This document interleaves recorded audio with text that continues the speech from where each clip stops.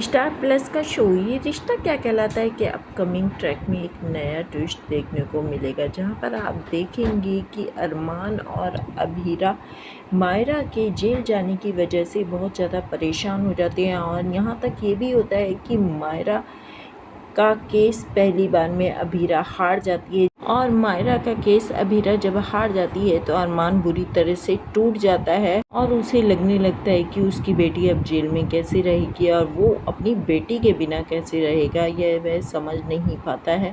और दोस्तों, यहीं पर आप देखेंगे कि अरमान को लगता है कि अगर अभीरा उसकी बेटी को नहीं बचा पाई तो उसकी बेटी का क्या होगा। इस कारण वह अभीरा से कहता भी है कि अब मैं मायरा के बिना कैसे रहूँगा। तब अरमान को अभीरा समझाती है कि ऐसा नहीं होगा, मैं उसका केस दोबारा से लड़ती हूँ और अब की बार जीत के ही रहूँगी।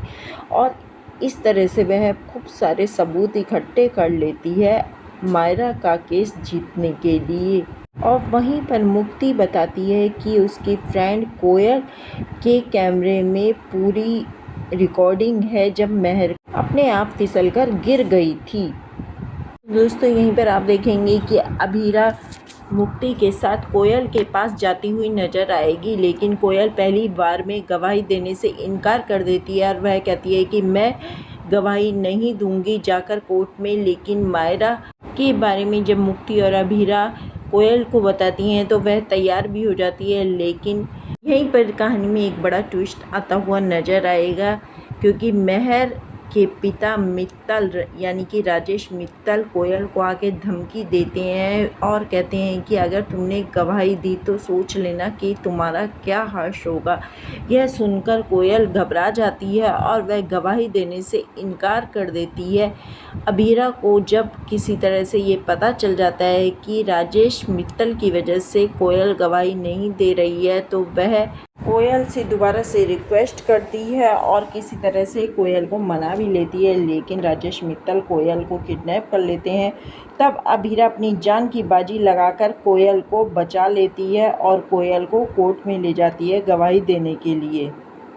उधर दादी साहबी अपनी पोती की वजह से बहुत ज़्यादा परेशान होती हैं। उन्हें लगता है कि उनकी पोती जेल में है, इसलिए वह अक्षय तृतीया के दिन पंडित जी से पूजा करवाती हैं अपनी पोती के लिए। और पंडित जी जैसे ही मायरा की कुंडली देखते हैं तो वो एक भविष्यवाणी करते हैं, जिस कारण दादी सा के होश उड़ जाते हैं। वो कहते हैं कि ऐसा लगता है कि तुम्हारी पोती को जन्म देने वाला कोई और है और माँ कोई और है। तो दादी सा कहती हैं ये सब बिल्कुल सही कहा पंडित जी आपने। तब पंडित जी कहते हैं कि अगर उसकी माँ हमेशा उसके साथ रहेगी तो उसका कुछ नहीं बिगड़ेगा। यहीं पर दोस्तों आप देखेंगे कि पंडित जी की ये भविष्यवाणी सुनकर विद्या बौखला जाती है, क्योंकि विद्या तो वैसे भी अभीरा को पसंद नहीं करती है। वह चाहती भी नहीं थी कि मायरा का केस अभीरा लड़े, इसलिए वह मायरा को विद्या अभीरा के खिलाफ भड़काना भी चाहती है, लेकिन मायरा इस बार नहीं भड़कती है और जिस कारण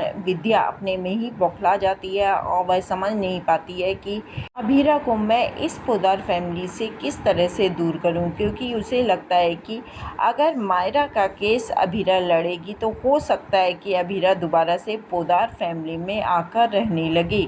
और दूसरी तरफ महर के पिता राजेश मित्तल भी अपनी हरकतों से बाज नहीं आ रहे हैं। वो कहते हैं अरमान को कि अगर तुम अपनी बेटी को पाना चाहते हो, उसे जेल से छुड़ाना चाहते हो, तो तुम्हें इस दंगल में लड़ना पड़ेगा। कुश्ती तो ये अरमान सुनकर कुश्ती लड़ने के लिए तैयार हो जाता है, क्योंकि उसे तो सिर्फ अपनी बेटी को पाना है, अपनी बेटी को जेल से बाहर निकालना चाहता है वह। और वह कुश्ती लड़ता है, जबकि अरमान ने कभी ऐसे कुश्ती लड़ी नहीं है, लेकिन फिर भी वो अपनी बेटी को पाने के लिए ये कुश्ती लड़ता है।